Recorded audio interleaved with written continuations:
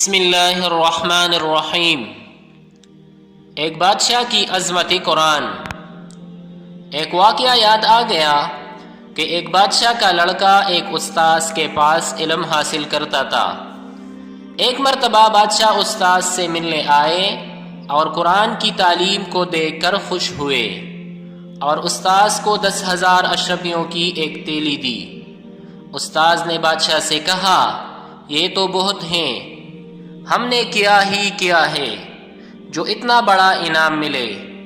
بادشاہ واپس ہو گئے اور جا کر حکم بھیجا کہ کل سے آپ میرے بچے کو تعلیم نہ دے۔ استاذ حیرت میں پڑ گئے کہ کیا قصہ ہے۔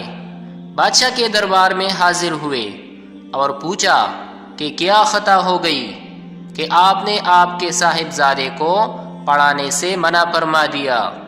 بادشاہ نے کہا کہ جب آپ نے قرآن کی تعلیم کے مقابلہ میں 10,000 اشرفیوں کو باری سمجھا تو معلوم ہوتا ہے کہ آپ قرآن سے زیادہ اشرفیوں کے قائل ہیں، اس لیے میں نے یہ حکم دیا۔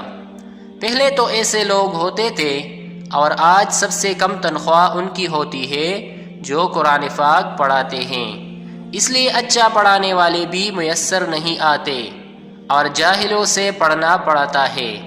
لہذا یہ بات قابل اصلاح ہے، اس پر توجہ دینا چاہیے۔